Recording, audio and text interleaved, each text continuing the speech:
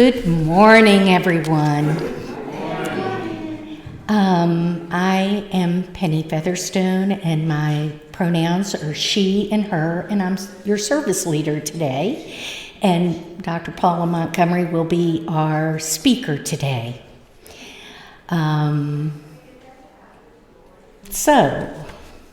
Laura Keith King and the hiring committee of the board of directors are very happy to announce that we have a new office administrator coming on the board this week. It has taken some time, but we have found a wonderful person for the job. Her name is Laura Herbeck, and she is an adjunct professor of English at UWF. Her qualifications are stellar, and she comes highly recommended by Scott Satterwhite, who knows her well. She is excited to take the position, and we are excited to have her join us. She will be working 10 hours a week with 5 hours each on Friday and Saturday. And she's coming to our breakfast on March 19th, and we'll get a chance to meet her and chat with her then. Yay!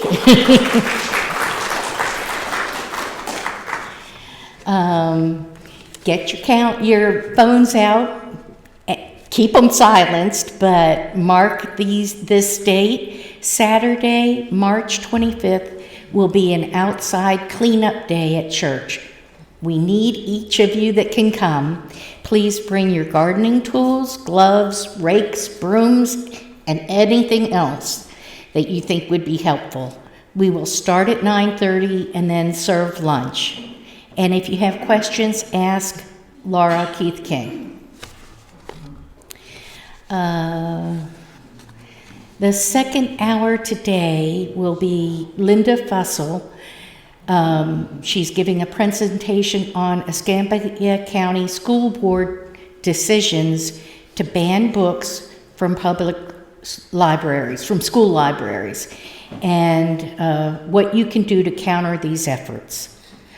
On March 19th, Jean Siebenauer, Legislative Chair of the Democratic Women's Club of Florida, will present 2023 Florida Legislative Overview, a look at important legislation moving in the state legislature.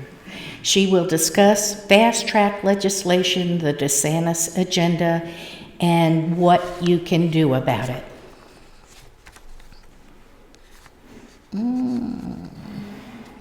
Okay.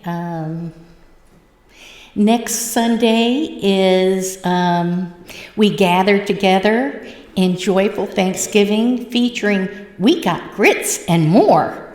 Sunday service potluck breakfast, making the conclusion of the annual budget drive. Grits provided by the finance team. Potluck suggestions for our grits toppings such as shredded cheese, cooked and crumbled bacon, sautéed green peppers and onions, etc., etc. Fresh fruit, bite-sized pieces, pastries, orange juice, and we appreciate you being part of this potluck. Yeah, this is really important. This past year has been a hard one, transitioning from a minister-led to lay-led congregation. But thanks to the hard work of our volunteers, we've made it happen. This coming year, we want to continue to rebuild and renew our financial resources to prepare for the journey ahead. Strengthen our building and grounds, which we've worked so hard to purchase and turn into our spiritual home over 25 years ago. And build our beloved community with a strong pastoral care program for our congregants and increased adult exploration and fellowship activities. Pledge forms are available in the foyer and online. I did mine online. It was easy. And if you've already pledged, Thank you.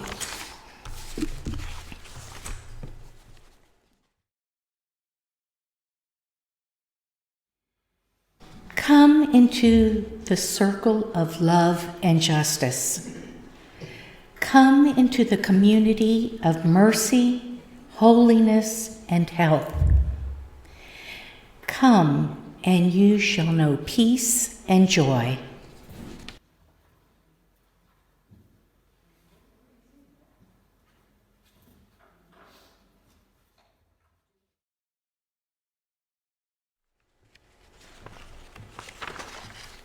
Our opening words this morning are by Catherine McTeed. This is a house of peace. Breathe in a grateful breath that you sit here.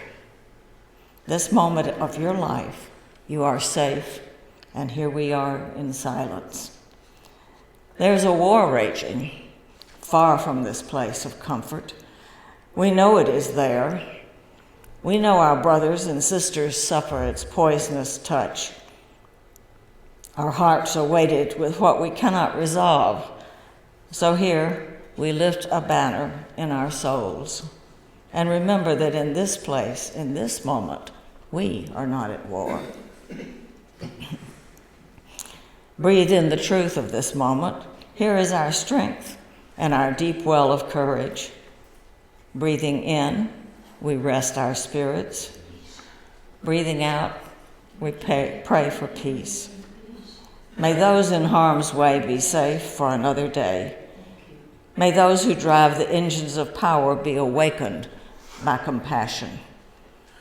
May we all hold the cup filled with courage and will that has been carried by peacemakers in long ages before us. May we drink of it deeply and be steadfast in our ways of peace. Now, if you're willing and able, I'd like for you to stand and we'll have the covenant.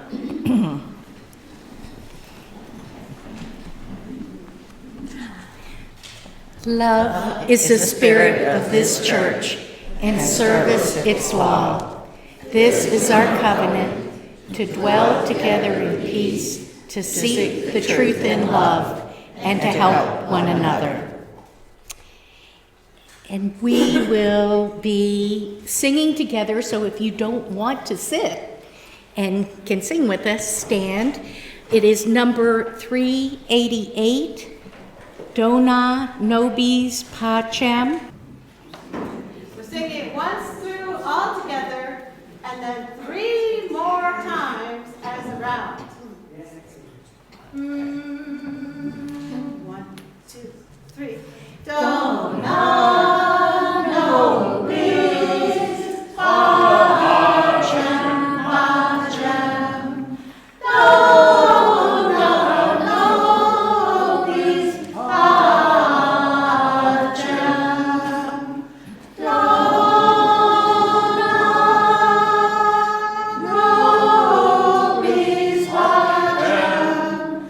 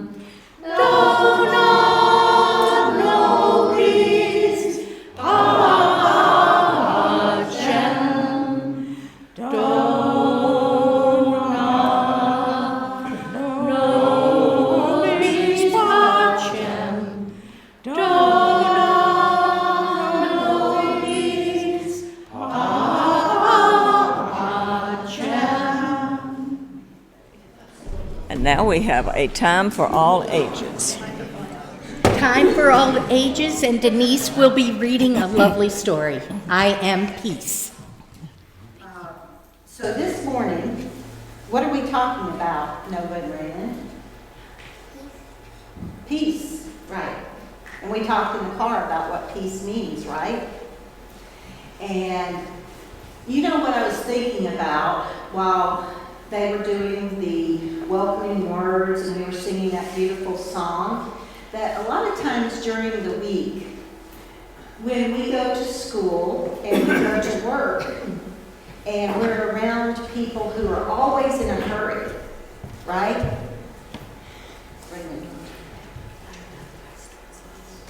We are always around people who are in a hurry, it seems like, and we're having to rush to do our homework, get ready for school, get our clothes together, go to practices, go to soccer games or baseball games or whatever happens to be going on, but we're just always rushing, right? And most people don't like rushing. I don't like rushing. I like when things are calmer. And you know what helps us be calm?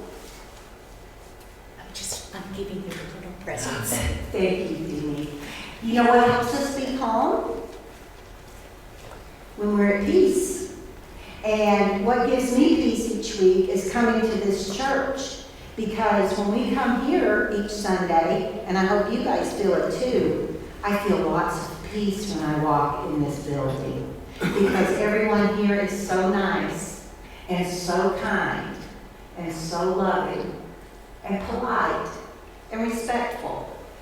And people are not being mean to one another and interrupting one another. And I think that's just wonderful because that's the way we need to be with one another. And by the time we leave here each Sunday, I am so at peace in my heart and mind. So I think peace is something we should all try to strive for, and we should all try to find every single day. So we're going to read a book today, and it's entitled, I Am Peace. And it's a book of mindfulness by Susan Burde. It's also on the screen, if you guys would like to look at the screen. I Am Peace. There are times when I worry about what might happen and what happened before. The thoughts in my head are like rushing water, and I feel like a boat with no anchor. Being carried away, that's a scary feeling, huh?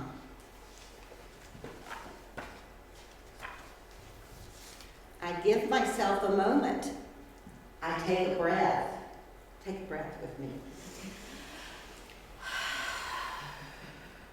And then I tell myself, it's all right. I feel the ground beneath my feet and steady myself. And start to notice the here and the now. My thoughts begin to settle. My mind begins to clear.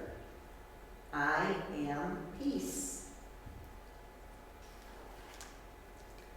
I can watch my worries gently pop and disappear.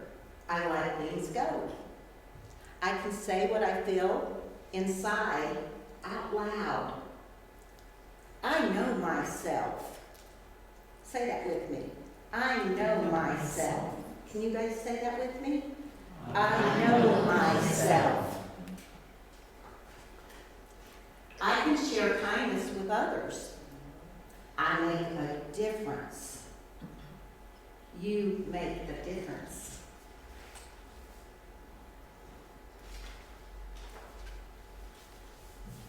What was going on there? What does that look like? A seed on the ground, and then it turned into a tree. A seed was planted and it grew, right? Into a beautiful tree too, huh? I can hug a tree and thank it for its beauty and strength. I connect to nature. I can watch the clouds make shapes against the sky. I know wonder. I can taste and smell and touch and hear and see what is all around me. I use my senses. I can feel my breath, feel my whole body. Let's take a deep breath. I tune into me.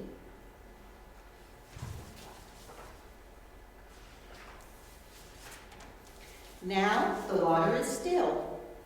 I have found my anchor, and everything is all right.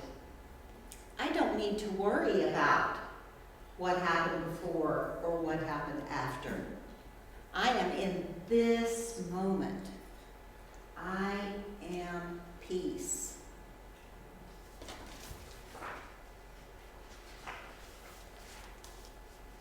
Now, I share my peace with others and hope that it is carried away to those who need it.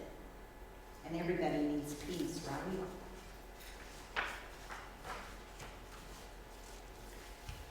And I dream. We are peace. Let's all say that together. We are peace. Thank you so much, Denise. That was beautiful. Go now in peace. Go now in peace. May the spirit of love surround you everywhere, everywhere you may go. May there be an offering to sustain and increase the life and mission of this congregation. May we give in love, hope, and peace.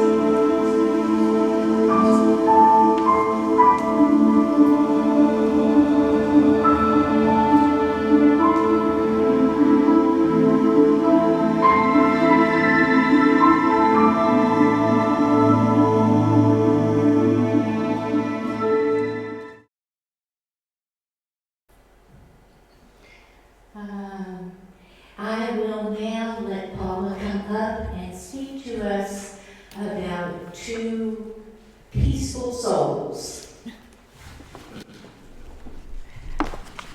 They were actually not not peaceful. They worked hard for peace.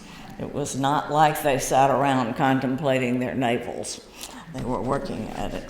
But anyway, today's service, the topic is peace, as you couldn't tell, and peacemakers. It's one of a series of services that we will be doing here, and it was adapted from a series of services done at another UU church, and they, in turn, had copied and adapted it from a book called The Great Peacemakers, True Stories from Around the World by Ken Bellin and Heather Chase. So it all goes to show, if someone has a good idea, there is no shame in copying it and adapting it and sharing it. And that's what we're doing today. Talking about peace and peacemakers. We'll tell the story of two of them. Our two today are Henry David Thoreau and Mahatma Gandhi. You're probably aware of both of them, but you probably don't think too much about the extent to which they influence the world we live in today. So, we're going to talk a little bit about peace first, and then we'll get to the men. When you think of peace, you may have a mental image of one of those Buddha statues of he's sitting there, his eyes are half closed, he's in the lotus position, and you can tell that he's at peace. But there's a lot more to peace than that. That is personal peace, and it's worth striving for and not easy to get to. But the two men we're going to talk about today did action for peace. We live in a world that is not at peace. Think about Russia, Ukraine. Think about famine in Africa. Think about power struggles in our wretched politics. It's not peaceful here, but there are things to work on. You're probably familiar with the words of Lao Tzu. If there is to be peace in the world, there must be peace among nations. If there is to be peace among nations, there must be peace among cities. If there is to be peace in cities, there has to be peace among neighbors. If there is to be peace among neighbors, there must be peace in the home. If there is to be peace in the home, there must be peace in the heart.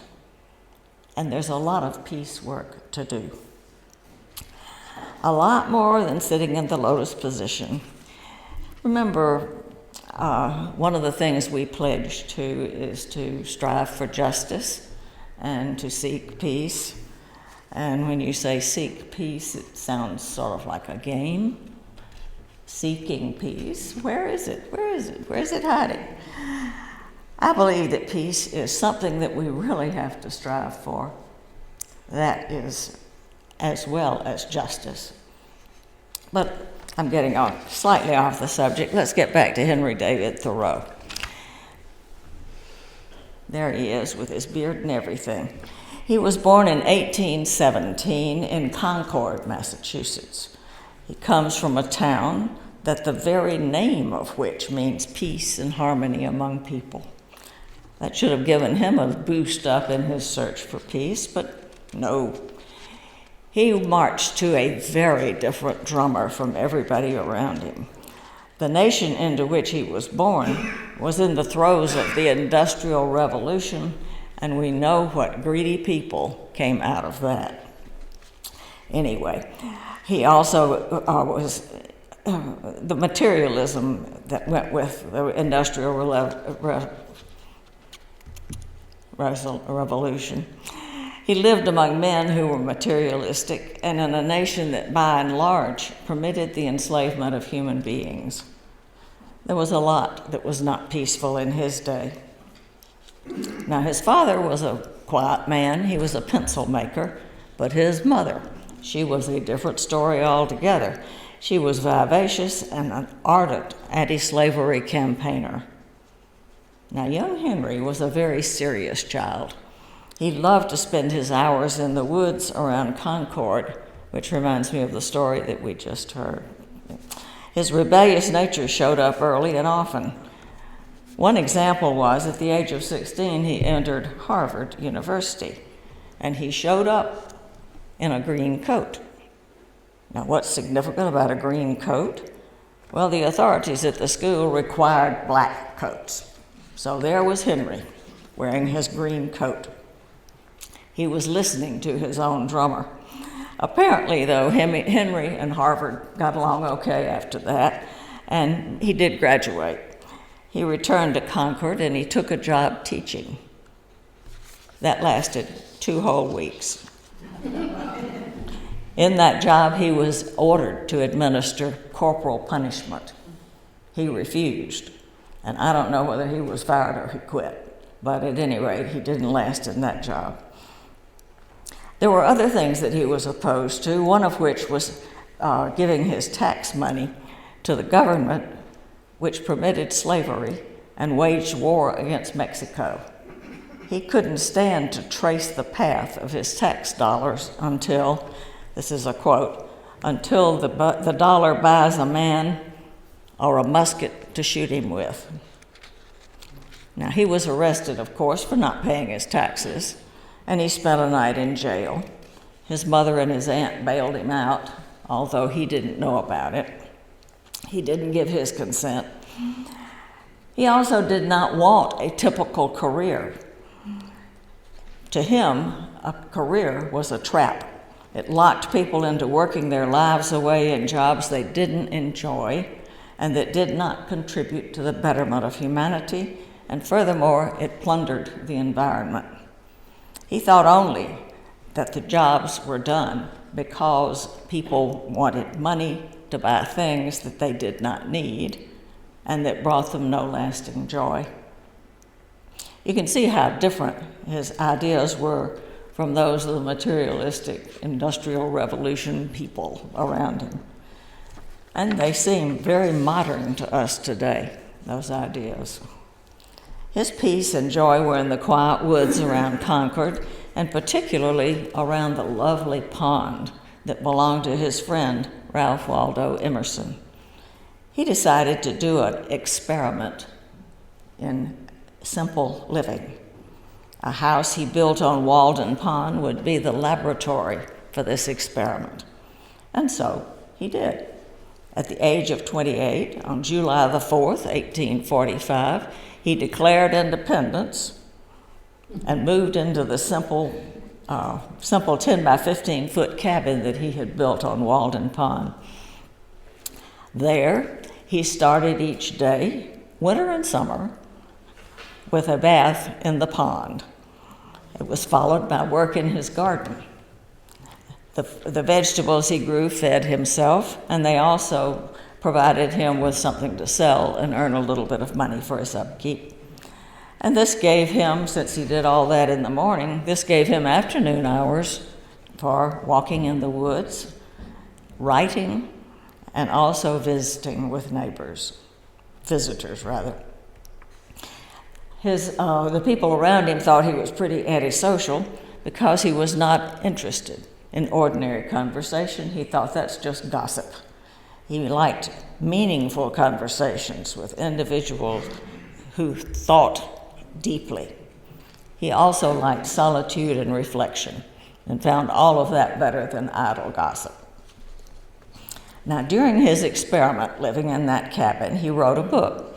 It was called A Week on the Concord and Merrimack Rivers. It was about a boating expedition that he had shared with his brother John.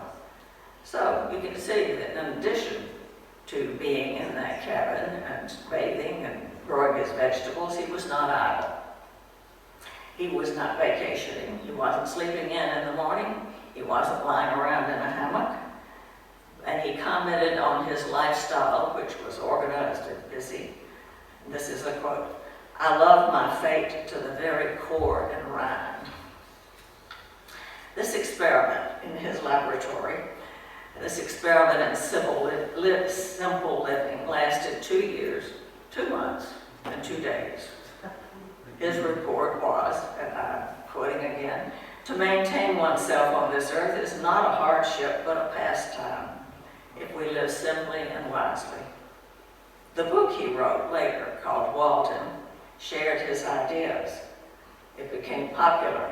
He began writing essays and giving lectures. He shared his love of simple, conscious living and urged his readers and the listeners to his lectures to simplify, and simplify. He also cared deeply about his fellow citizens. He wrote an essay called Civil Disobedience. This one I'm sure you've heard of. It criticized oppressive government and praised personal freedom. He explained civil disobedience as an act of protest against injustice by openly disobeying unjust laws and willingly accepting the consequence. Does this sound familiar? I think it should. It's the basis of Martin Luther King Jr.'s civil rights work, and it's also the basis of much of the work of our next subject, which is Mahatma Gandhi. Thoreau died on a lovely spring morning in 1862. He was 44. He died of tuberculosis. As was consistent with his life and his love of nature, his coffin was sprinkled with just twigs from the forest and wildflowers. His grave was marked with a simple stone, had his name and the date of his death. So, thus concludes the life of this devoutly individual man. His heartfelt wish for humanity is relevant to us today. He wished for individuals to live their own version of the good life, living simply and consciously, respecting nature and fellow human beings. This style of living brought him joy and peace, and he wanted to share that with others. Now, with Henry over here, we're going to do a little Buddha. I invite you to meditate for a moment. Put your feet flat on the floor. Relax your hands. Put your hands on your thighs. Lift your head as if there were a string attached to the top of it so that you're looking down or closing your eyes. And for 20 seconds, we will be peaceful here.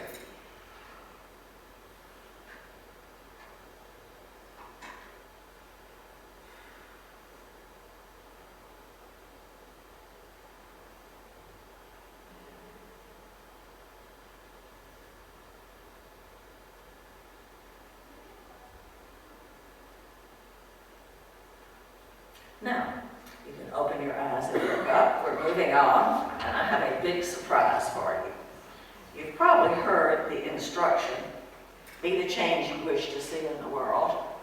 This is a quote from the next man we're going to talk about, Mahatma Gandhi.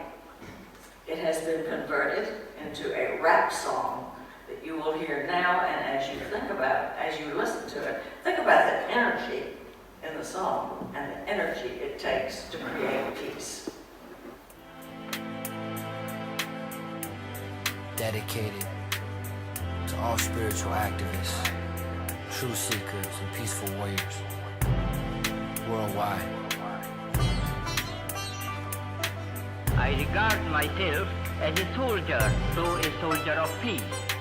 Once upon a time, not long ago, there was a boy who would grow and become a great soul. He lived in India, and his name was Gandhi. He believed in human rights, and he fought for equality. He felt so strongly that he trained himself, cause he realized first he'd have to change himself. He changed his clothes and decided to walk. Some days he practiced silence and refused to talk.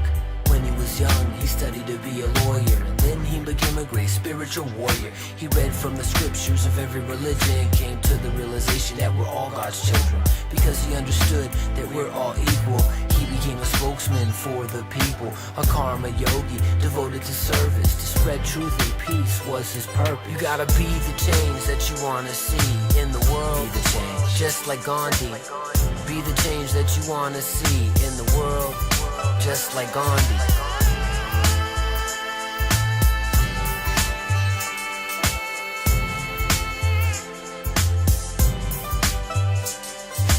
Gandhi dedicated his life to the cause, even when it meant breaking unjust laws. He often faced prison and incarceration, but that only strengthened his determination. He said he would make every sacrifice, but that he would never kill or take a life. He used his heart instead of his fist, and he taught non-violence as the way to resist. A peaceful soldier who used his mind to fight for the rights of humankind, but not just people, animals too. In his basic teaching, God is truth. He joined Muslims, Sikhs, and Hindus, Christians, Buddhists, Jains, and Jews. All the many paths that lead into the light that shines bright inside of me and you. You gotta be the change that you wanna see in the world. Be the change, just like Gandhi. Be the change that you wanna see in the world, just like Gandhi. Be the change that you wanna see in the world. Be the change, just like Gandhi. Be the change that you wanna see in the world, just like Gandhi. Gandhi taught an eye for an eye makes the whole world blind, and it takes more strength and faith to be kind. With that in mind, Gandhi took a stand against the foreign occupation of his land. When things got violent, Gandhi would fast, not eating for days until the riots would pass. But the biggest event that made the British halt is when Gandhi G decided to harvest salt. The British Empire installed a salt tax, and stealing salt was an unlawful act. So Gandhi and his peeps took to the streets, 10,000 deep, they marched to the beach. But when they arrived, they were beaten with clubs, but they didn't fight back, instead they chose love. The foreign military realized they were wrong, and eventually decided to go back home. You see, Gandhi G was a very great leader, but before all that, he was shy and meager. As a young child, he was just like you and me before he became Mahatma Gandhi. The word Mahatma, it means great soul, and it's inside of us just waiting to unfold. If you follow your heart and act real bold, next time it'll be your story that's told. You gotta be the change that you wanna see in the world. Be the change, just like Gandhi. Be the change that you wanna see in the world, just like Gandhi. Be the change that you wanna see in the world. Be the change, just like Gandhi. Be the change that you wanna see in the world, just like Gandhi. Be the change that you wanna see in the world. Be the change, just like Gandhi. Be the change that you wanna see in the world, just like Gandhi. Be the change that you wanna see in the world. Be the change, just like Gandhi. Be the change that you wanna see in the world, just like Gandhi.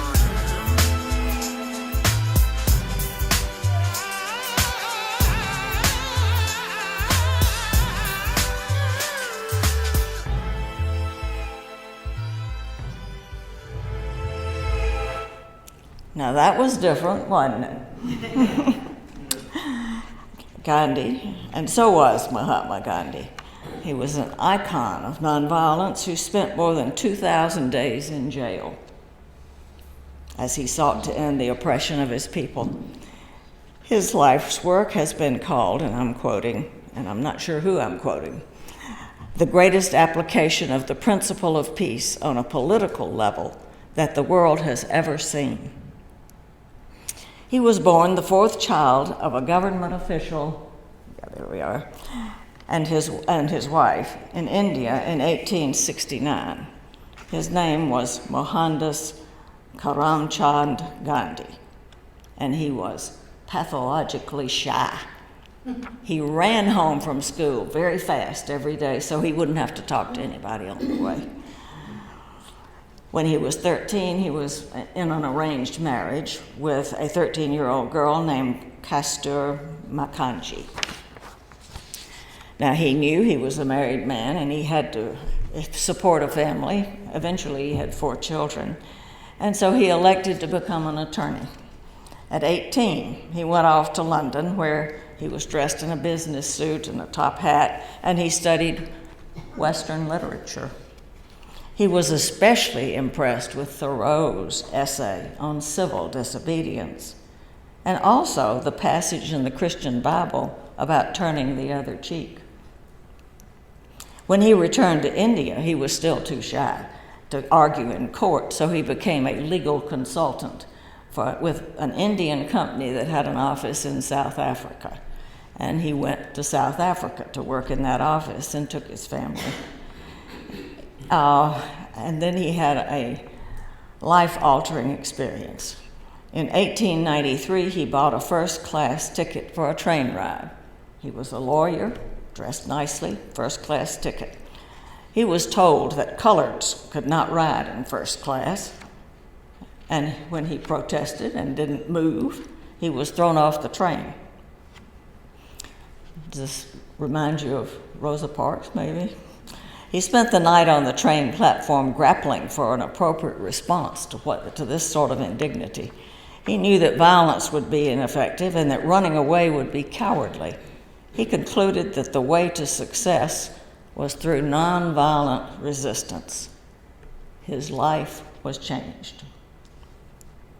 For the next 20 years in South Africa, he exercised nonviolent resistance on behalf of his fellow Indian immigrants. His focus was not to attack his oppressors, but instead to reform the unjust laws and the unfair system. he got over his shyness and was able to give rousing speeches and lead protest marches. Among the laws he was protesting were those that invalidated Indian marriages and mandated the fingerprinting of all Indian men, and worse yet, requiring all Indian women to stand naked in front of police officers so that they could mark down any body marks that were on them. He and his followers proclaimed that they would go to jail before they obeyed such insulting laws, and they did go to jail. But in the process, Gandhi became so respected that he was the only Indian permitted to practice in front of South Africa's Supreme Court. So he got their attention. During this period, he realized that he was being unjust in his own life. He needed to be the change. He realized that, quote, the wife is not the husband's bondslave, unquote, and he worked to be less domineering. He began to make other personal changes. He renounced possessions. He began to fast regularly, and he spent one day a week in silence. Notice that he had an orderly routine for what he did. Thoreau's routine was different, but he also had an orderly routine. The standard to which each man held himself was a new life of simplicity and service. Gandhi's efforts succeeded in passing a civil rights law for Indian immigrants in South Africa, and it was named after him. It was called the Smuts-Gandhi Settlement of 1914. Well, about that time, he felt like he needed to return to India. He realized his own people were suffering under the oppressive rule of the British, as well as the very oppressive caste system. The British enforced unjust laws and controlled India and its resources with an iron fist. Gandhi said, I don't hate the domineering British, as I refuse to hate the domineering Hindus. I seek to reform them all in the loving ways that are open to me. To reform the Hindus, he declared he would rather see Hinduism die than see untouchability live. You know, the untouchables were the lowest caste, and they could never escape from that caste. Their whole lives, what they could do and where they could live, everything about them was confined by their caste. He urged people to boycott the temples that excluded untouchables, and he opened temples and schools for the untouchables. Now, to reform the British, that was a lot harder. Even though the Indians outnumbered the Brits by about 4,000 to 1, he didn't choose to overthrow the government by force. He was determined to use nonviolent resistance. When the English took away the civil rights in 1919, Gandhi arranged a nationwide workers' strike. In response, the British arranged a slaughter. They opened fire on a peaceful gathering and continued to shoot until they ran out of ammunition, killing about 400 unarmed Indians. This did not stop Gandhi. In 1928, he demanded independence from England within a year. Well, that didn't happen. So he launched what was called the Salt March. The Salt March was mentioned in the rap. I don't know if you caught that. Under British law, it was illegal for Indians to make or sell salt. So in protest, in 1930, Gandhi set out with about 80 followers to march 200 miles to the sea, declaring that, quote, non-cooperation with evil is as much a duty as cooperation with good, unquote. It took 24 days to walk that distance, and by the time he arrived, he had hundreds of thousands of followers with him. When he arrived, his simple act of disobedience was to pick up a hand of sea salt from the beach, thus breaking the law. And the British, of course, got out their clubs and arrested people. He was in jail without a trial. However, the demonstration got a lot of attention. When he was released from jail, he and the British Viceroy to India signed the Gandhi-Irwin Pact. This pact not only gave Indians the right to make salt, but it granted immediate release of all political prisoners who were not there for violent reasons. And it gave Indians the right to engage in peaceful protest. These were big wins, big wins. However, the British still ruled. When World War II broke out, Indians were jailed for speaking against the war. In fact, Gandhi's protest against the suppression of speech resulted in the arrest of 23,000 people, including Gandhi himself and his wife. Sadly, his wife died in jail. Finally, in 1947, the Independence of India Bill was passed, freeing India after 240 years of British rule. However, this bill divided the land into Muslim Pakistan and Hindu India. This division of his homeland broke Gandhi's heart. As the people migrated to their separate sectors, violence broke out between the two new countries. Gandhi felt so guilty that he had not converted his people to nonviolence that although he was already skin and bone from previous fast, he declared that he would not eat until the violence stopped. It took about 5 days for the word to spread, and the violence stopped, so he could eat. However, the personal violence against Gandhi didn't stop, and a bomb was exploded at his prayer meeting. Unfortunately, no one was hurt that time. When his followers wanted to call him Mahatma, which means great soul, he said, "No, I'm not perfect. But if I am assassinated and killed, and I die without saying anything against the assassin, but instead died with the name of God on my lips, then you can call me Mahatma."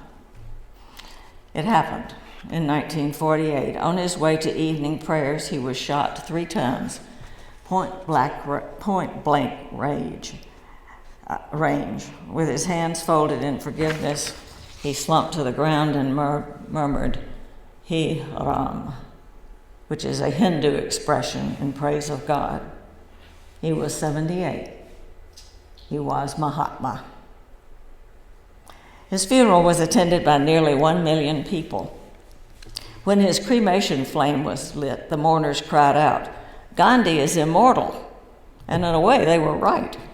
In India, he is still revered as the father of the country, and across the globe, including here, he is revered as one of the greatest teachers of nonviolent resistance that the world has ever known. His name is immortal. Once again, I want us to take 20 seconds think about this. Feet on the floor, hands on your thighs, back straight, eyes closed.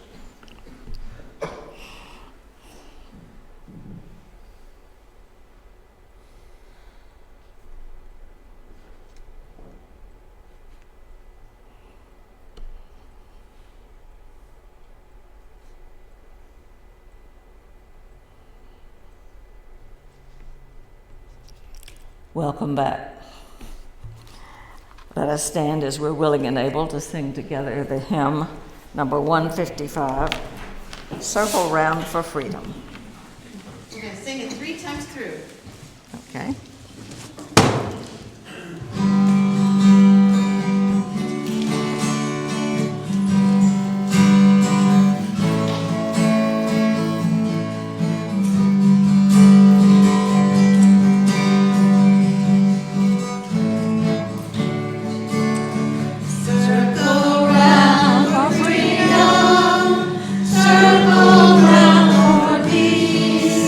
For all of us in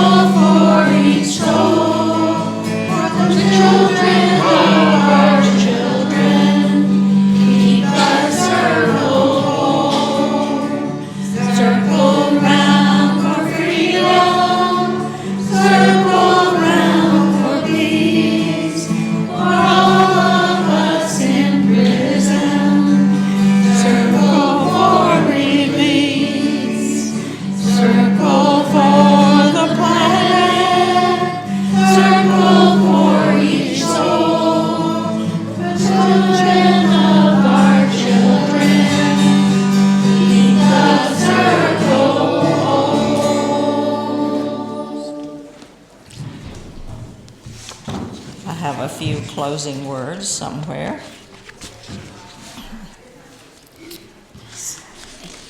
They're called The Way Forward. And while I don't see them, they are here. Okay. And while I am searching, I want to remind you that the recorded music we've heard is by Michael DiMaria playing his American Indian flute. And what did I do with all these pages? Here they are.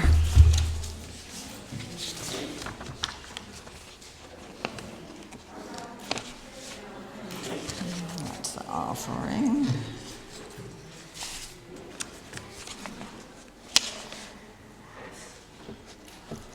The closing words began, "We pledge to walk together," and I've lost the rest of them, but I think that's a good place to end. We pledge to walk together in peace. And our postlude will also be music by Michael DiMaria. And go in peace. Namaste. Asante. Blessed be.